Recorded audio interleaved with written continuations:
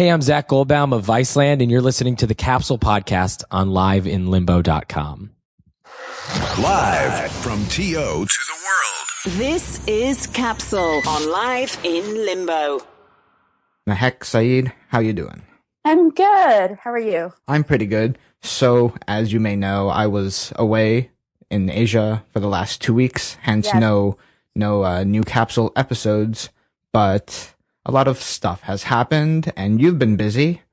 Yeah, we've got a lot of great content coming up, including on today's episode. Well, when this airs, today's episode, yeah. We are going to be sharing an interview with Noisy's host, Zach Goldbaum. And if you don't know what Noisy is, it's one of the new programs from Vice's brand new television network, VICELAND. And I'm not going to talk too much about it right now because we're going to talk about it later. And we've got a couple of interviews coming up on our YouTube channel as well. And earlier this week, or last week, I guess, I was on the Contra Zoom podcast with Dakota and Andreas. So Such a good episode. it was fun. You do so yeah. well with films. I love film. Multifaceted Mehek.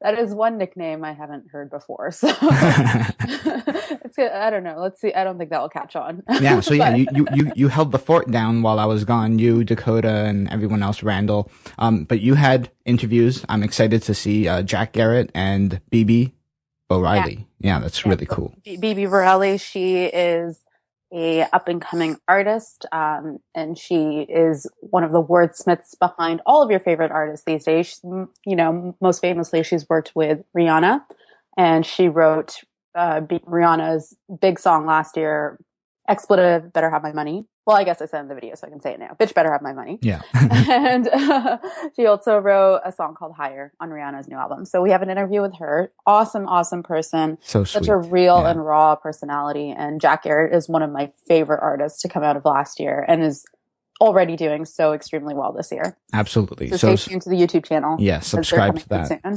Live in Limbo TV. And so South by Southwest is in full swing. So be sure to follow and bookmark liveinlimbo.com. Daniel Bokzarski, our international contributor, is there again for I think he's there for the 4th year now. So crazy musical goodness coming. I want to go one day. Oh my gosh. South by Southwest is like a dream. You It's might just die a though. Dream. I fear of need to go. dying. Pardon? I fear of dying of dehydration and chaos though. I don't think you would die of dehydration. I think you would die of overload of barbecue sauce. Yeah, that too. Wide variety of things. Yeah. So this week is very packed with music news. So just right off the bat, some headlines. Apple Music legitimizes remixes. That's a tongue twister. The jury weighs in on this big Hulk Hogan sex tape versus Gawker thing. And we talk about the Bestival 2016 Toronto lineup. Adele is headlining Glastonbury. And then, of course, the headline, the meat of this episode, your exclusive interview with VICELAND's Zach Goldbaum. Yes. Sounds good. Very exciting. Okay, so let's kick things off into full gear. I think this was, while I was gone in Asia, so I went to Thailand, Cambodia, Vietnam, Laos, and Hong Kong. And I just noticed, they really like Justin Bieber. I was on the subway and I just look over my shoulder to see what other people are looking at on their phones, and they're on Tumblr looking up Justin Bieber. I'm like, oh, interesting. No way. Yeah. I'm from there. I know him. Yeah, I'm trying to, when I went to Singapore 2 years ago, I can't say I had the same impression. At the time, they were really promoting this huge Avril Lavigne concert. So I guess the Southeast has some sort of love for Canadians. I guess I think so. That's a takeaway here. But and they play Shawn Mendes. Really? Yeah, it was cool. You know what? Shawn Mendes is popping up everywhere. A couple of the celebrities I follow on Snapchat. But this was in a random kind of mid-core restaurant in Laos. Amazing. And I hear Shawn. I know this guy, Shawn Mendes. Cool. Very cool. Good for him. Look at that. So Apple Music makes big waves this week with the announcement that they're partnering with digital distributor Dubstep, and they're going to legitimize for the first time on a music streaming service the legitimate playing of remixes and mashups. So this is huge for DJs and electronic music. It's a really, really big thing. I think just to clarify, the company Dubset created a platform called Mixbank. Yes. Which is the more specific, I guess, the software. Yeah. And it's the competitor to, or now it's going to be an immediate competitor to SoundCloud, which is kind of which is, one of the big narratives of this whole story and the whole deal, because SoundCloud, as a platform, became really huge because of their access to remixes and, this sort of not quite so legal content. And a lot of people would use SoundCloud to, amp up their parties a little bit and create their playlists. And now when a company sort of comes in and legitimizes it a little bit more, the entire process of acquiring the rights and acquiring the content, then that's leaving SoundCloud behind, which, as a platform has been struggling over the last little while with the emergence of so many streaming platforms along the way. So this only furthers the sort of competitive nature of the market. No, I think this works in both ways, because I remember a few years ago, not even that long ago, maybe like 2 years ago, but like you would go to SoundCloud for the sole reason of not necessarily hearing like new official releases, but you would go to SoundCloud to hear these remixes and kind of mashups and stuff. And then within the last year or so, they tried to become more official, quote unquote. But then this resulted in the removal of a lot of tracks and stuff like that from their platform. So in order to understand this, you have to kind of look at that culture, the EDM and electronic music culture, in that they thrive mostly in these kind of, not necessarily collaboration, but the gathering and sourcing of everyone else's material and then playing it live in front of a show. And now that is okay to perform live, but then when they record and upload these sets, DJ sets, to SoundCloud, then that's where the whole problem begins, and then they end up getting removed, and maybe their accounts get banned from SoundCloud.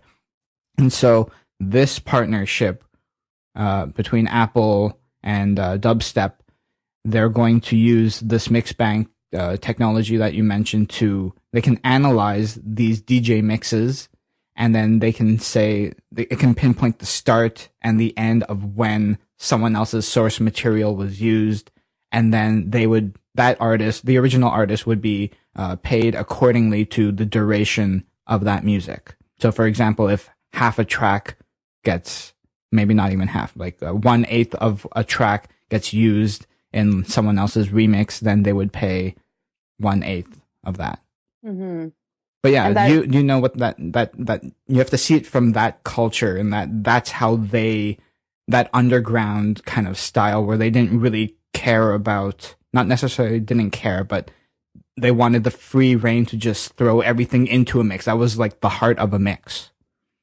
Definitely. And, it's kind of interesting if you look at it from Apple Music's perspective, because by doing this and by striking this deal and trying to legitimize the entire genre, I guess you can say, and that aspect of the industry specific to the EDM genre, they're definitely positioning themselves in such a way that they want to be the place where you come to find these new people. Exactly. Right? Yes. I like and that. To find these up and coming DJs and those individuals out there, anyone from like the neighbor next door to, I don't know, who can I think of? Jackie U. Like anyone within that genre would be debuting that kind of music on Apple's platform. And it just makes them the number one place, or I guess that's what they're trying to achieve here, is to be the number one spot where you can discover these new artists and these new DJs who are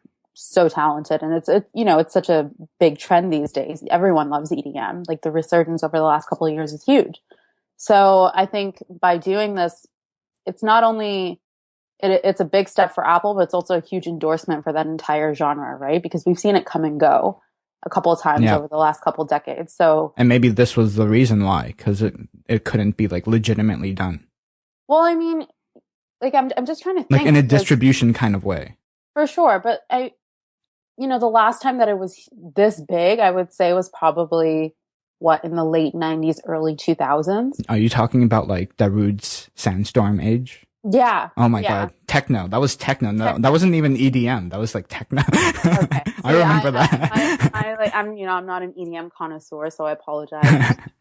Any of the big fans out there for confusing the subgenres and whatnot, but that was a good song though. Sandstorm. It was, it was classic at the time. Well, it's still classic, but like, I'm just, in terms of approaching the genre today, going in and committing to this really legitimizes and sort of endorses the fact that it's here to stay, I think. Yeah, it gives them, Apple Music, a leg up. You made a good point that I didn't necessarily think of, but a lot of these new artists do hit the circuit, I guess, with remixes and stuff. And then, so when they want to upload it and promote it, who can they distribute it on? Not SoundCloud, not Spotify. Only Apple Music has it legitimized right now. So they want to have that first access to bring you the brand new content and new music from new artists.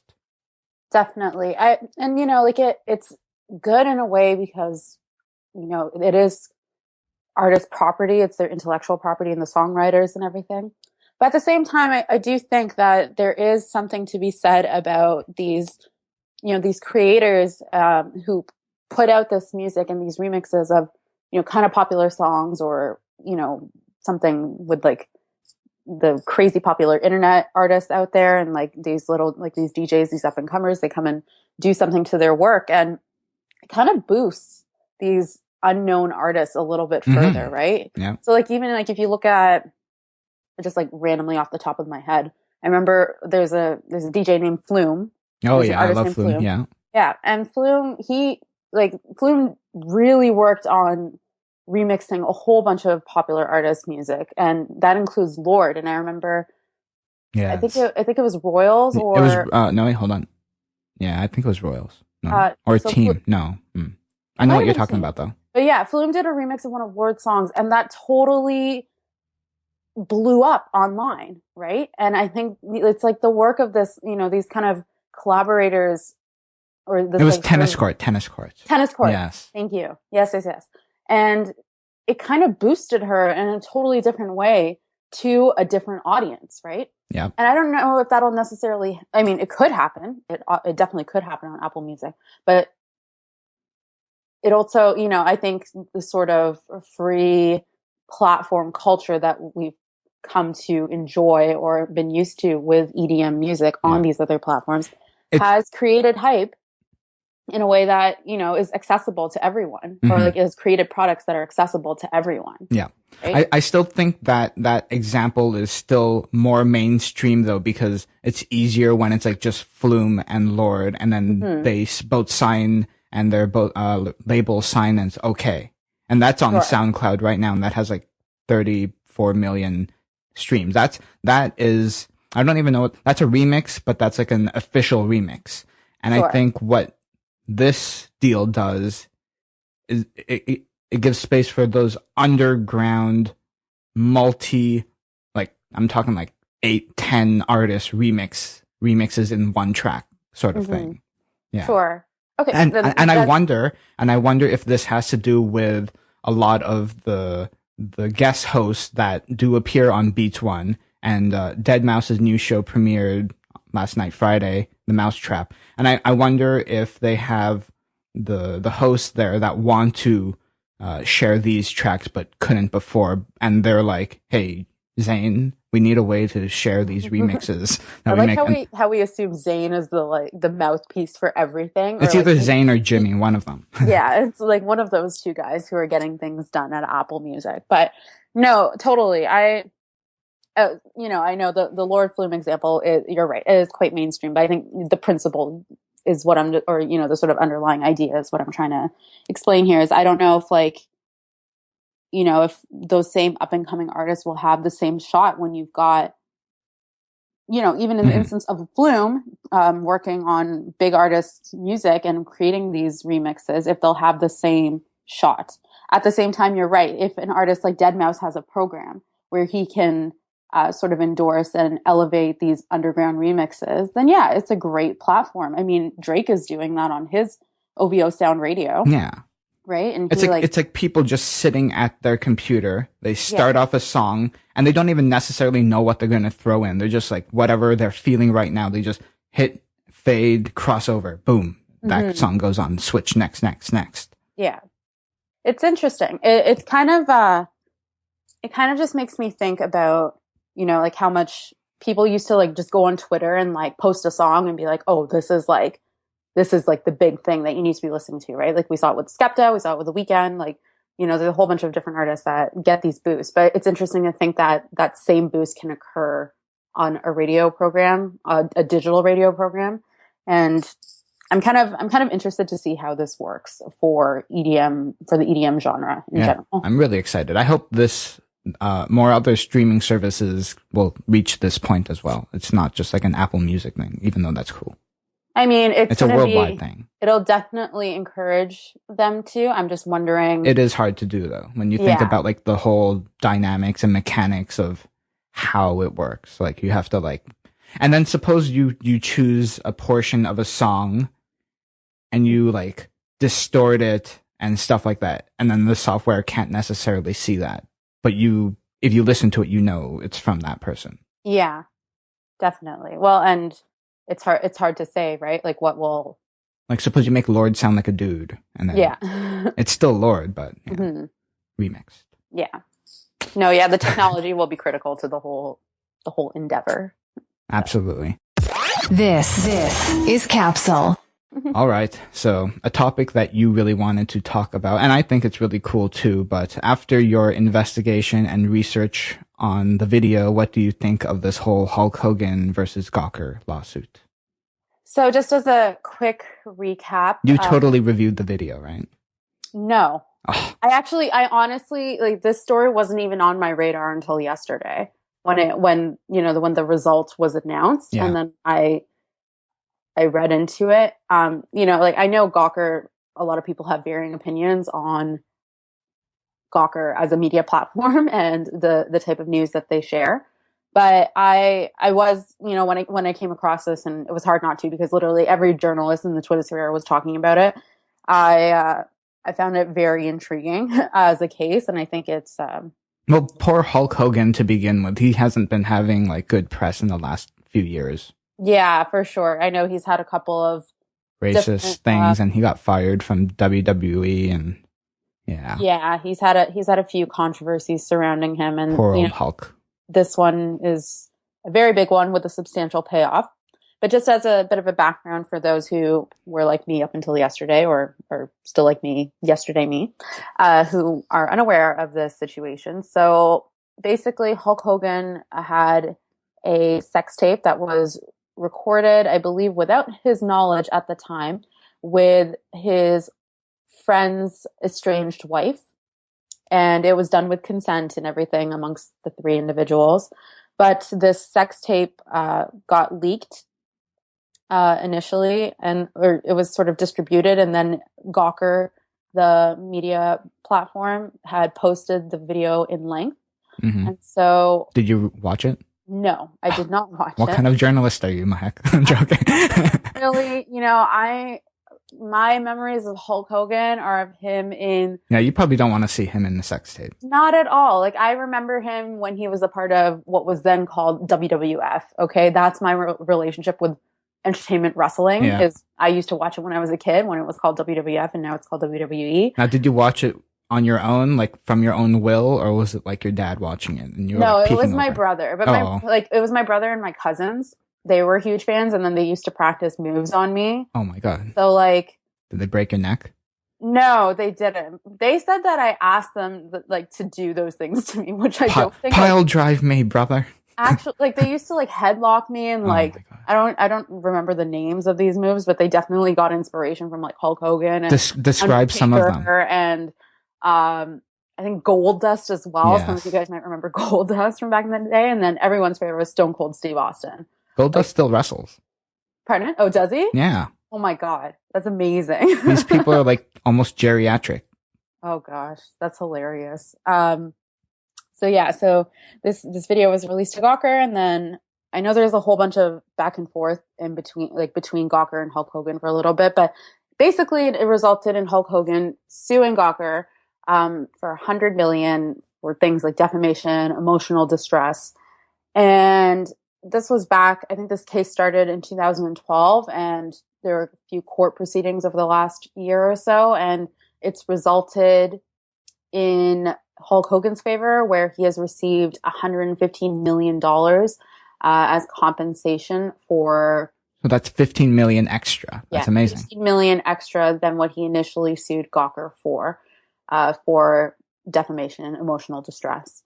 And Gawker has already indicated that they're going to be appealing the decision. 100 million is a very, very large sum for any media not any media company, but for Gawker, that's a huge. Well, for any media company too, that's still a big amount. Yeah, and 115 million is just. We don't even have that. Not even close.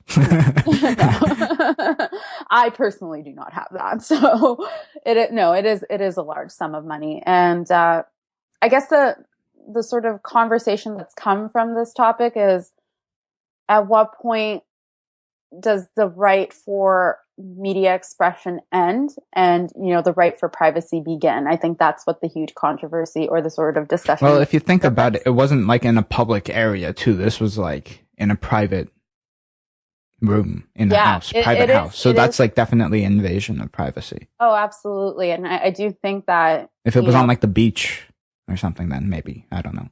Maybe, yeah. But it was, somebody related to the three individuals in the actual act had taken the tape and leaked it. I'm not sure who did that. I don't know if they ever actually identified who, but that was given to a platform, and for some reason it was dubbed newsworthy.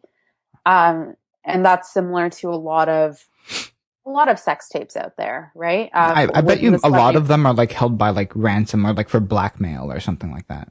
It's possible. I'm not really sure how it works, but how I don't know either. Yeah. No one's tried to do that to me yet. No, and and it's similar to the case that Jennifer Lawrence is going through right now against the person who leaked a whole bunch of nude photos of her. Right? It is and I think there's actually a lot of controversy with that case. I would definitely encourage you to read up on it, because is that the iCloud one or a different one? The Jennifer Lawrence one. I think it's the iCloud one. Yeah. But yeah, it's definitely, I think, celebrities are celebrities, and I get it. They do sort of sign up to a life in the public eye, and there is a lot of scrutiny there. But I don't think, things that happen in the realm of their own homes is not really privy to public consumption, or shouldn't be. So I do think that there is a line there between what is newsworthy, what is worth discussion from a journalistic perspective, or in a journalism capacity. I don't think journalistic is a word, is it? And I do think that we need to be careful of that line between the two. So in this case, $115 million, is that the sum? I don't know. How do you really place a value on invasion of privacy? Yeah. Especially for a celebrity. But again, I don't know what his personal finances are like or anything like that, because these type of things do happen to people in day-to-day situations. But I guess because it is on such a public platform, and because of his celebrity status, there is a lot more attached to that, and there are a lot of more repercussions that occur in the public eye as a result. So I think in a sense it does bring justice to Hulk Hogan and perhaps other people. It might set a precedence for the rest of the industry and for celebrities out there. But we do, as media, as journalists, we do need to consider. Absolutely. What is newsworthy and what is ethical too, right? And those lines are constantly being blurred. To me, though, Hulk Hogan will always be like a personal fan. Like I'll always be a fan of his. He has many ups and downs in his career, a lot of good moves, a lot of bad moves, but in this particular case, I think he was wronged and he should be compensated thoroughly. Right. And it looks like that he is, but let's see. I know Gawker wants to head to the Court of Appeal and try and work on this a little bit. But it is a huge story. It's a huge story for the press, just like, in terms of journalists and the press industry.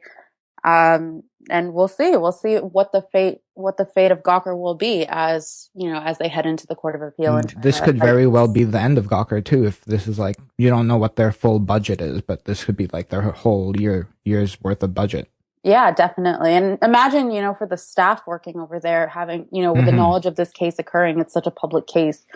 It's, and the industry being like tight already. Yeah. Yeah, definitely. I imagine it's a very, very stressful thing to. Is that worth leaking and getting the hits for for this to happen? I don't know. Yeah, exactly. It's hard to say really, but yeah, let's see. It's definitely a case to continue to keep an eye on because I don't think it's done yet. Oh no. I do think Gawker they'll proceed and try and alleviate the situation a little bit in some way or another. Yeah, we'll see. All right, let's get back to what we love the most, live music. And Bestival Toronto, for the second year, has finally released its 2016 lineup. Yes. It will be headlined by, I guess it's 2 days, The Cure and Tame Impala. Mm-hmm. And what do you think of this lineup right off the bat? So for some reason, like when I was comparing in my head, like without actually looking at the artist compared to what they brought last year, like for some reason I thought there are more sort of hip hop ish or like independent-y artists, but there aren't many hip hop artists or any really from what I can see. Well, Harmony does do a lot of hip hop remixes. He's from Toronto, but I think it's pretty consistent in terms of the Bestival branding. There's a lot of like electronic centric music on here, and then the headliners. Like last year, they had Florence and the Machine, they had Nas. This year, they have The Cure and Tame Impala, which I feel it's very different than last year's though. Those two headliners. Oh yeah, the headliners are completely different. I don't think you can. The Cure still seems kind of odd for it though, but I can see where it fits in. But yeah. I can see where it fits in. The Cure's they're playing tons of shows. They're playing Bestival in the UK as well. But they did like Riot Fest last year. So it's like, I would consider Riot Fest very different than Bestival. And for them to headline both is kind of awkward. Not awkward, different. It's different. It definitely is different. But I can see where they fit in terms of the Bestival. And it should be noted that instead of the Toronto Islands, it will be held at the Woodbine Park in Toronto, June 11 and 12. Yes, that I have a feeling that might have to do with the chaos of escaping the Toronto Islands last year. I think that will always, and anyone that puts an event on the Toronto Islands, no matter how beautiful the islands is, like V-Fest was there many, many years ago, 2007, 8, 9, and no matter how great the lineup is, how great the setup is, how well it's organized, that ferry ride will always be the bottleneck and something that people will not like. So at least they alleviate that this year. Yeah, I think so. And I think it'll be a lot safer for a lot of people because I heard, a couple stories from a few friends of mine that were seriously concerned about their safety while trying to get off of the island. So I think that does address that concern. But yeah, there's a lot of great artists on here. I do think The Cure, is going to attract a lot of people to the festival. Tame Impala, you can't go wrong with these guys. They're just so cool. I love their music. I love seeing Odessa as one of the big headliners on here. That's right. And They've Grimes. really Holy built crap, up Grimes, over the last couple of years. Yeah, Grimes, of course. She's going to do amazing.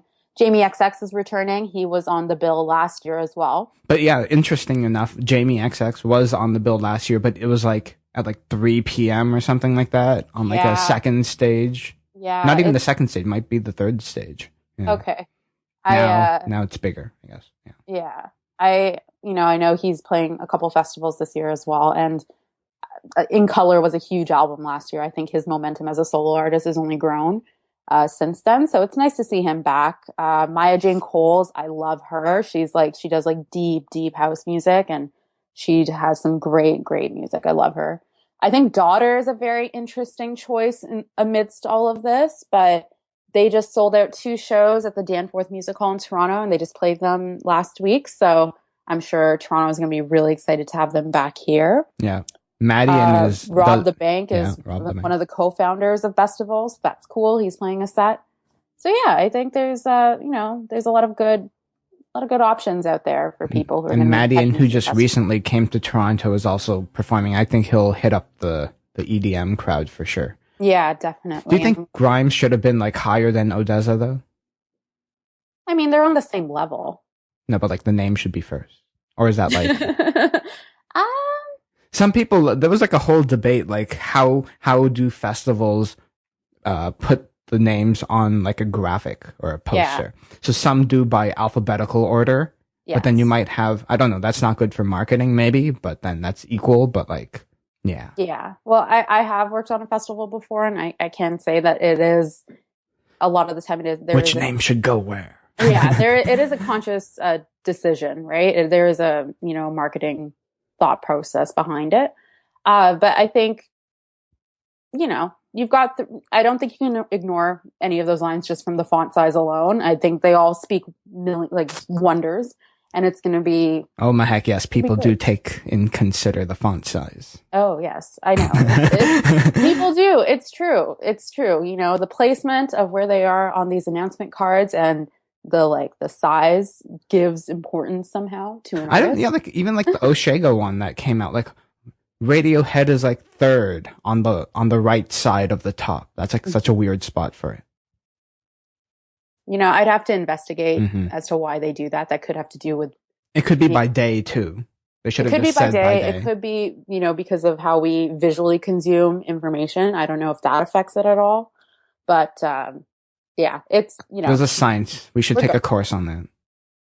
Yeah, I mean, you do. For people who are in digital marketing, we do kind of learn a little bit about that. Mm-hmm. But regardless, Dakota actually has a really good lineup reaction that's going to be on liveinlimbo.com. So okay, check that out. So definitely stay tuned for that. I'm excited. I think there's quite a few great artists on here. But I'm not as familiar with a lot of them as I was with last year's lineup, but I think there's enough here. You know what I have some kind of concern with is where is Sia and where is Radiohead in Toronto? Yes, neither of them are like, I was so for sure certain Sia was going to be at Bestival. So was I. I definitely thought Sia or Disclosure. I felt like one of them would have hit Bestival, but neither of them are here. And, in terms of Toronto festivals, all the major ones, save for OVO Fest, which tends to be hip hop centric, they've been announced. So I'm not sure where Sia will be placed or if she'll come to Toronto. Maybe she doesn't like Toronto. Maybe Toronto banned her, which is terrible. No, let's not come up with these wild theories. Okay. There's still, it's still pretty early in the year. There's still lots to, and there's still no Radiohead unless Oshega did like the coolest thing and like made it like an exclusive where only they can play in Montreal. Well, it's either Montreal or you go to New York, and the New York shows have sold out. Did you try get tickets? I did not because it's a lot of effort. Was that like a surprise ticket sale, or did they announce that beforehand? I think they announced it beforehand, but it's Radiohead, right? They haven't toured in 4 years now. And there's a huge demand for them. They're one of the best bands out there. You can bet when they do say they're going to come to Toronto, those tickets are going to be sold out so quickly. It's going to, I think, unfortunately, the unfortunate circumstances that occurred last time with the stage collapsing in Toronto, and that led to the show being canceled. There is a huge, huge desire and huge demand for Radiohead in Toronto. I think. Did you have tickets to that one? Show. Oh yes, I was. It's funny. I was on my way. I know. I was about to leave the house too. And my friend's boyfriend, one of the people I was in the car with, their boyfriend was a firefighter, and he had texted her saying, "Don't go. The show's canceled." And we found out before it actually, kind of widely was confirmed and everything like that. At that point, they had just said the stage was collapsed in the press, but we kind of found out earlier on.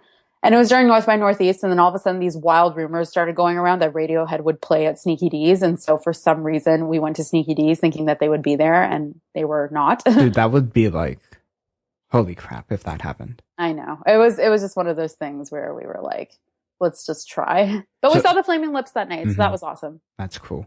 Yeah, so yeah, Bestival. So I think we have, we got the Way Home lineup, we got the Bestival lineup, CMW starting to add to their collection. Yeah, Field Trip is out there. Yep. And I think the Toronto GTA Summer Music Festival lineup, it's pretty healthy. Yeah, we've got a lot of great artists who are coming to town, and we'll save North by Northeast for the next episode. Yeah, for sure. Digital Dreams is going to be announced soon. OVO Fest, I'm waiting for that. So I bet you Drake will be at OVO Fest. No. Yeah, that would be pretty amazing. You know, it's funny, believe it or not, like Field Trip, I was surprised that Broken Social Scene is not headlining. Yeah, I thought that is their festival. It is their festival. Have they been on it every single year? Yeah. In some form or another, Kevin Drew with friends sort of thing. Right. Well, I'm sure they'll make their way. Yeah. Anyways. I would love if they all ended up dancing on Robin's set. That's all I want. Maybe. Cameo, yeah. Streaming to you from Live in Limbo. You're listening to Capsule. So speaking of headliners, this is a big one and kind of surprising as well. Adele will be headlining Glastonbury. Yes. Big news. That was officially confirmed yesterday. She kind of mentioned it at a concert, but the official announcement came yesterday. So she will be headlining Glastonbury, which is over in the UK, on the Saturday. And I believe on the Friday it's Muse, and on the Sunday it's Coldplay. That's really cool. Yeah, Glastonbury always hosts really big headliners. I think they had Lionel Richie last year.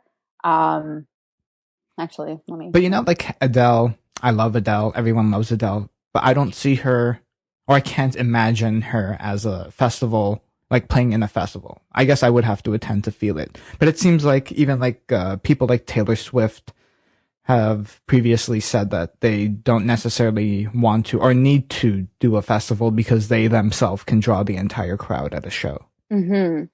Well, I feel like the same, like that could be said for most headliners that Glastonbury hosts. Like I'm looking at the headliners from last year.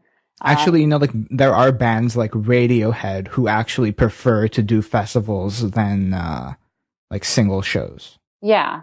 Well, again, for Radiohead, I think it actually makes more sense for them just because of the sheer demand that people have for them. Yeah. But like I'm looking at last year's headliners. Okay. So we've got like Florence and the Machine, Kanye West, The Who, Deadmau5, Chemical Brothers. These are all huge acts. So in terms of, the sort of level, I think Adele is a perfect fit. I'm really interested to see how she sort of elevates her performance for a festival audience. Because I know, like, when I saw her last time. She's like a very intimate person. Yeah. Last time when I saw her, I was just going to say, like, her set was very, very, very intimate. And, like, it was, like, her stage work was just, like, it looked like a little living room and, very, very simple. She doesn't do backflips. No, none of that. There were no frills to it. It was good. Like, for her, it was good. But I feel like, I know on her tour right now, she's got a whole sequence where it's raining. So I wonder, like, if she's going to just with actual water. Yeah, actual water on her or in the crowd. I haven't attended the show, Sean, and I'm not going to spoil everything because I am going for her show in Toronto in October. Yes, in October. And still jealous of you. Don't be. I'm literally sitting behind the stage. That's how bad my tickets are. She has really good hair. Pardon? She has really good hair you can look at. From a distance? Like, do you know how high I am? Oh, so it's not even like directly behind. It's like high up from like a 180-degree angle. Yeah, pretty much. It's no good. But that's okay. It's for the voice. So I wonder, if she'll bring some sort of theatrical element to her show to sort of amp it up. And she has, I think the thing with Adele is that everyone thinks of her and associates her with 21, associates her with these really sad breakup songs, but she's got a lot of great up-tempo music too. And actually, those are some of my favorite songs from her. So I'm really like, I'd be interested to see how she gets. Usually artists do something very special for a Glastonbury headline set. Yeah. So I would not be surprised if she did something amazing or brought out some amazing people. Yeah, definitely. I think there's a lot to look forward to. I know it's kind of like when you've got Muse, Adele, Coldplay. Yeah, that's kind of an interesting series of headliners to attend. They're all British. And Coldplay, I know some people are a little iffy on them, but I still want to see Coldplay. Are they coming to Toronto soon? They haven't announced a date yet. I've seen Coldplay 4 times in total. And Would you go again? I'm a big Coldplay fan, or of at least their old school music. I love their first 3 albums. And they're fantastic live. So you would go again for a 5th time? Possibly. I don't think I'd pay for a ticket. Oh, okay. Well, we'll get you in. Okay, sounds good. But I think, I don't know if this is fair, but when I saw Adele headlining Glastonbury, I kind of thought the same thing many people felt when they saw Lana Del Rey as a headliner. It's like they just stand there. Yeah, they just kind of stand there. But with a beautiful voice. See, I can't compare the two only because Lana Del Rey, to me, is not necessarily headliner material. Oh, okay. Like I don't put her at the same level as Adele. I just, I don't. I think Adele's a superstar, right? I'm not to say Lana Del Rey isn't talented. I think she is for sure. But she's also had a lot of mixed reviews with some of her live shows. I haven't seen her live, but I haven't heard the most consistent feedback about her. Oh, that's fair. Yeah.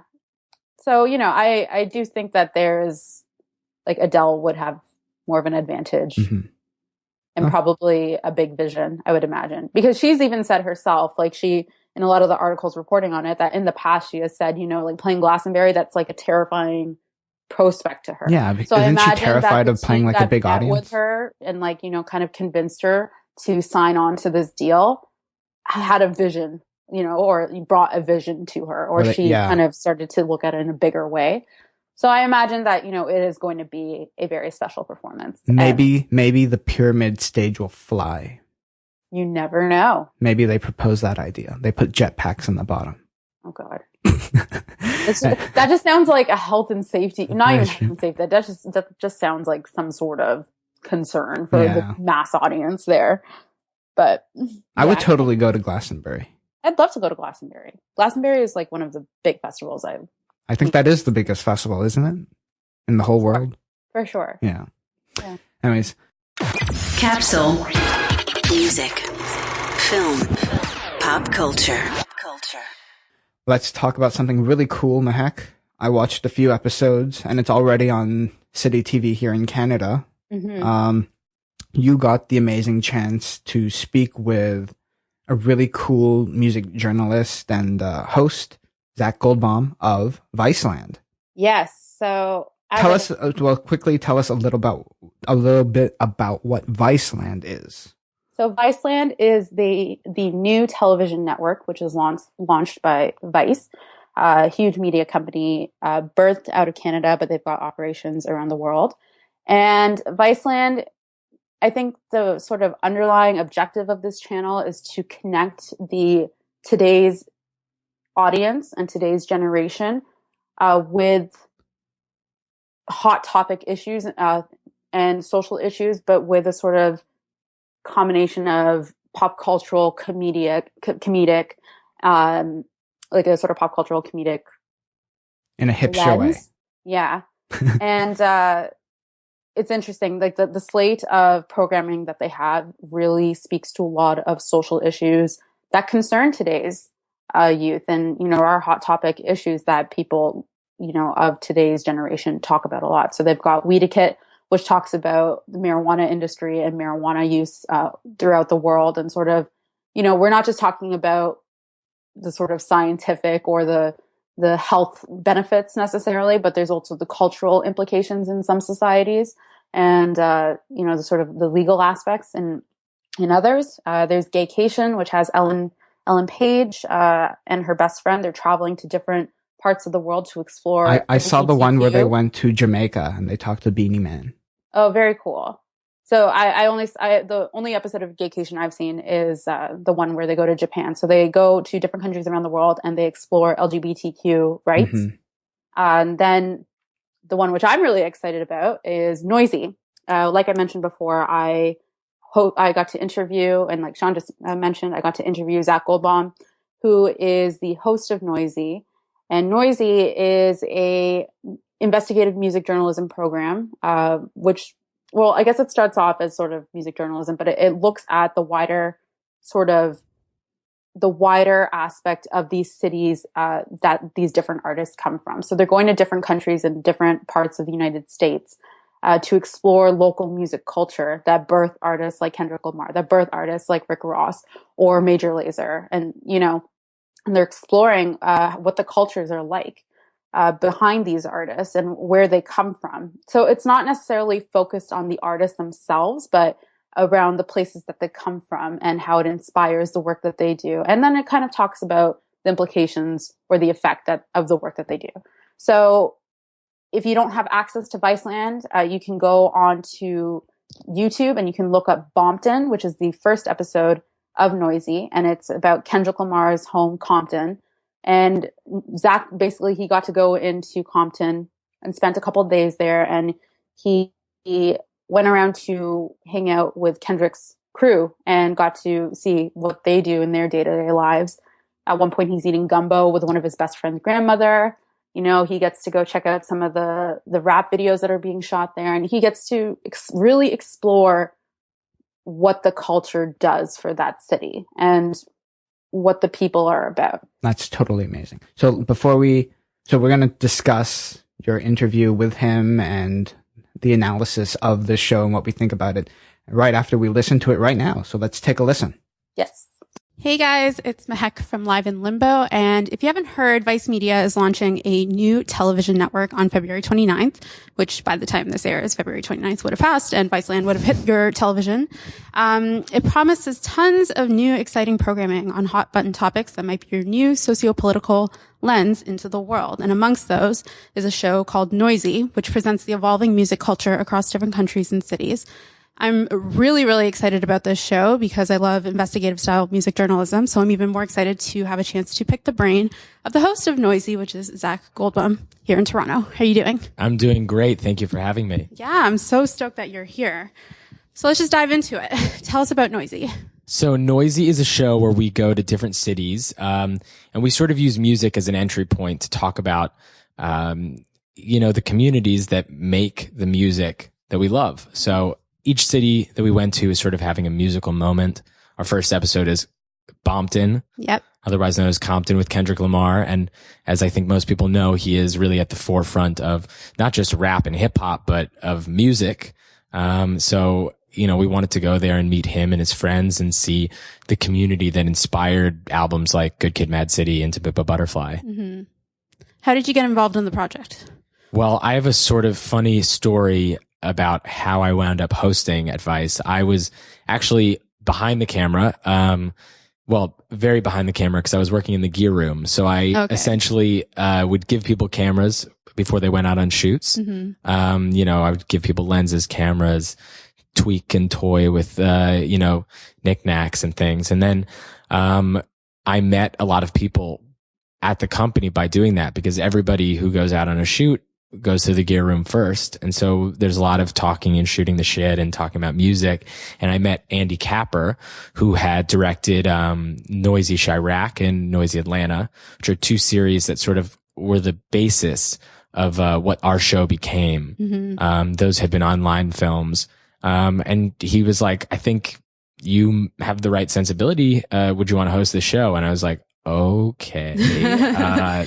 Seems like a bit of a stretch, a little risky, but I'm so down and I did it and it has worked out so far. Mm-hmm. Do you have a history in music journalism before that? Yeah. I mean, I would say mostly I'm a music nerd mm-hmm. and I am a fan first and foremost. But when I came from DC, and I worked for a place called Brightest Young Things, which is a great website that I think is like, a DC version of Vice, a very like local DC version of Vice. And when I got out of college, I was, living at home doing nothing, basically going to concerts and movies. And I found out about this website and I loved it. And basically they let me go to concerts and review albums and go to movies and, for free as long as I would write about them. So I did that for a couple of years while I lived in DC and then came to New York. But yeah, music journalism specifically, not really. I'd worked on a lot of documentaries. I'd worked in production for a long time. And I also did a lot of comedy in New York. I basically moved to New York because I was obsessed with the Upright Citizens Brigade Theater, which is Amy Poehler's comedy theater. Yeah. And because I'd been going to shows in LA when I was in school there, and I came to New York and I was just, I loved the whole spirit of that theater. I thought it had a really like punk rock vibe. It's gotten bigger and more institutionalized now, but it's this little tiny black box theater that had like, it reminded me of going to the Black Cat in DC, like which is a music venue there that's like a rock venue. And so yeah, my path was a little weird, but I had done some music and some comedy, and sort of the marriage of the two was, I think, why I worked as a host for the show. That's really interesting. I feel like that's a path that a lot of people can relate to, myself included. And then you end up in a yard talking to Kendrick Lamar. Yes. And then with one of his best friends eating gumbo at his grandmother's house. Yes. Which is a crazy situation to find yourself in. And I imagine a very delicious one as well. It was amazing. Yeah. Food was so good. Yeah. Before we jump into the Bompton episode specifically, I want to talk a little bit about investigative music journalism. Sure. And with VICELAND, it being a brand new network and bringing this program to a generation that's very digitally oriented. What do you hope will be Noisy's place in facilitating a new conversation with that generation? Well, I think in terms of shows that are out there, we are talking about things that are happening very, very presently in music, which I don't think has been done to this degree. I can list off music shows and music documentaries that I love. And I think it's a lot of exploring something that has happened, in a music scene. And we're really trying to go to places that are having a musical moment, as I think I said before. So we went to Sao Paulo, because right now there's a genre called baile funk, which is sort of like a Miami bass style music that comes out of the favelas. And 8 artists have been killed in the last 5 years in that genre. Wow. And that is obviously something that is happening presently. It's a problem within that music scene. We wanted to go down there and investigate why that's happening, what factors are sort of leading to these tragedies. And so that's just an example of how we're trying to keep it of the moment. I loved Behind the Music growing up. I would watch it religiously, but it was always, okay, we're looking back at the life of this band. Yeah. And I think with, like you said, the digital age, I think people thirst for that. Like, what is going on with Kendrick now? He's an artist that is in the public eye in the moment. And I think people want to know about his life, and the lives of the people around him, and how they're functioning right now. So that's one element of it. And I think the other is not being so focused on just the music. It's a show that's, first and foremost about music, of course, but that's an entry point. It's the lens through which we view these cities and these communities. So when we go to Compton, we don't just go to a studio and talk about how this beat was made, or talk about, how this lyric came to be, or, I mean, I couldn't do that. I've tried to be a musician and I'm not a good one. So what genre? I mean, I was a terrible guitar player my entire life. Okay. I have no musical ability, and I think this must be my way of being like, it's the closest thing I've ever been to being in a band. But yeah, so music is really the entry point. And then, we go and we go to the church and we go to the school. We go, like you said, to the grandma's house and to a backyard that belongs to, G Weed's grandmother. That's where we interviewed Kendrick Lamar. G Weed's a character on the show, and we interviewed Kendrick Lamar in his grandma's backyard. Mm-hmm. And so we are using music to talk about, social issues, that are going on in these communities. Mm-hmm. Yeah, that's definitely the most striking thing that I got from the Bompton episode. From, you're able to see that all these people, they're very much passionate about music, but their music ties into their dreams as well for a life that they want to get into and the life that they want to get out of. And then they use things like local culture, whether that be gang culture or food culture. Mm-hmm. That kid who's recording a radio show in the back of a barber shop, which is like, it's incredible to find these little spots of culture occurring within the city. What was the most sort of striking or surprising thing about filming there? I think, there were many surprising things. I guess I'm not surprised to see how hard people are hustling to make it. Mm-hmm. That like the 14-year-old kid, I think there's a recording studio in the back of a barber shop, and there's a radio show that runs out of the back of an Italian restaurant. Okay. That's one of them. Yeah. Sorry. No, it's fine. But, it is incredible. They'll, when you want to make it in music there, you have to go to great lengths to do so. Mm-hmm. I think I've always been aware of that. So, but what was surprising was more just, how much and how easy it was to connect with all these guys. Cause like Lil L, I was saying this to someone else, but Lil L is 27. I'm 27. Mm-hmm. We've had completely different upbringings.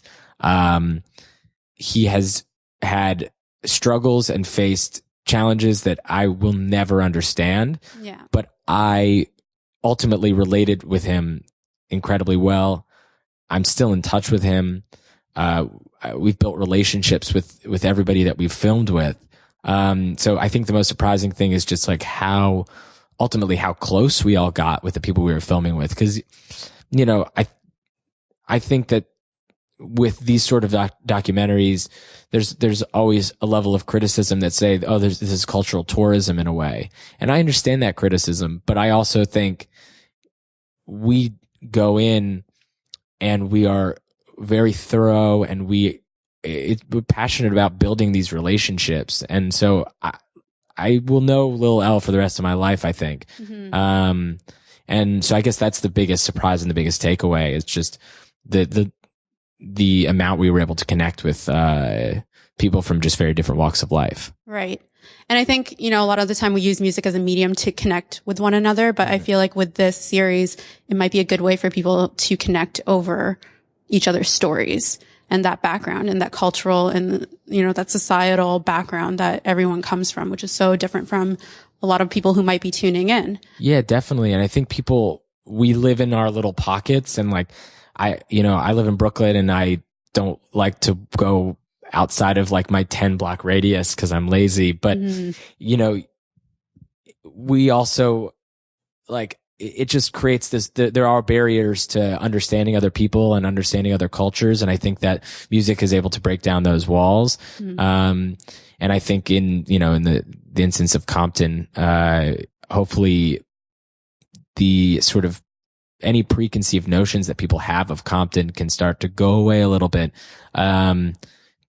by watching something like this. Yeah. And just understanding it a little bit more. Yeah. Definitely. I think there's going to be a lot of new windows that will be open through the show, which I think a lot of people are going to be excited about. I know I am for sure.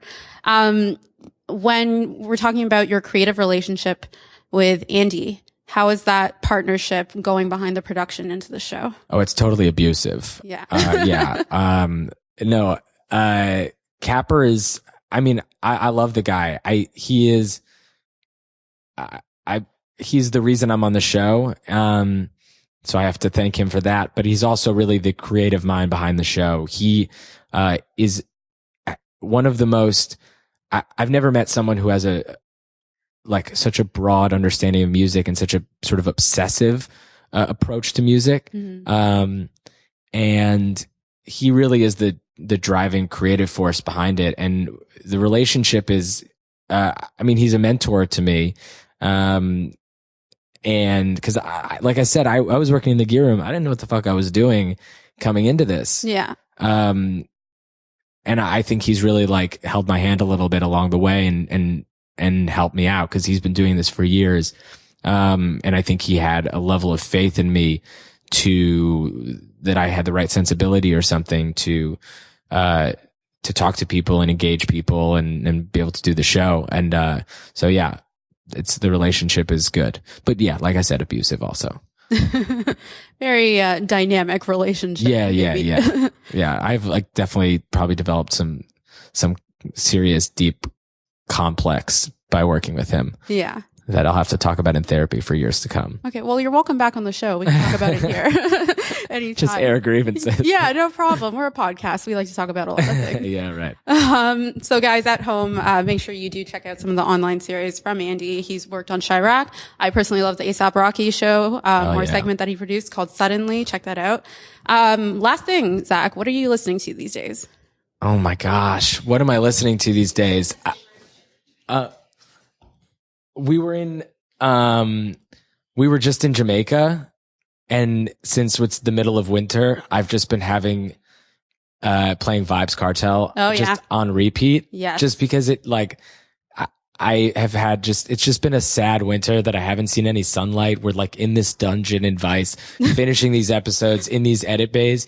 And so like, I just put in Vibes Cartel, Popcorn, and just like leave and go to Jamaica in my mind. And also Pusha T, because I love Pusha T. Pusha T's the man. And that new album I think is just incredible. And I've had that on repeat. And more stuff to come from him this year. Yeah, there? Yeah, another album is supposed to drop this year. I'm just so excited. I'm going to go see him in DC. I'm from DC. Yeah. So I'm going to go down and see him at the 930 Club with Lil Bibby, who I also love, who's a Chicago guy that I've been listening to, because he's just got the gnarliest, deepest voice, and it's just amazing. Yeah. No, Pusha T will be hitting up Toronto as well, guys, so make sure you check him out. And make sure you check out Noisy, airing on VICELAND, which will be on your television networks. Head over to the Vice website to find out where you can check it out. And make sure you go check out Bompton, which is online right now. Thanks so much for chatting with us today. I really appreciate it. It was awesome. Thanks. This is Capsule. And so, what an amazing guy Zach is. He's 27, as he said. That's quite a bit of an accomplishment so far, wouldn't you say? Yeah, absolutely. I think when I mentioned in the interviews, his story is very similar to my story in terms of, I think we can all relate to him. Yeah, for sure. I mean, how we pursue our passion and love for music and live entertainment. And so Zach, as he mentioned, he ended up working as a sort of gear guy at Vice, and I love that part. He was a techie. He was a techie, even though he comes from a sort of comedy background. So he's kind of a well-rounded individual, I would say. And he got to pursue his sort of inquisitiveness for music through this program. And maybe that wasn't even like his goal to begin with. It just kind of happened. Yeah, it sounds like, things just aligned really well for him, and which is exciting. I mean, he's a really nice guy, and I love the conversation that we had. He talked about how the executive producer Andy had mentioned that it seemed like he had the right temperament, and even just talking to him, you kind of get that sort of, he's got that sort of patience and that sort of the inquisitiveness and the sort of desire to explore a little bit. Which I think are really good traits to have, or for someone who's hosting a show like Noisy to have. So, I was really lucky that Vice provided us with the opportunity to sit down with him for a little while and kind of pick his brain. And it was a lot of fun.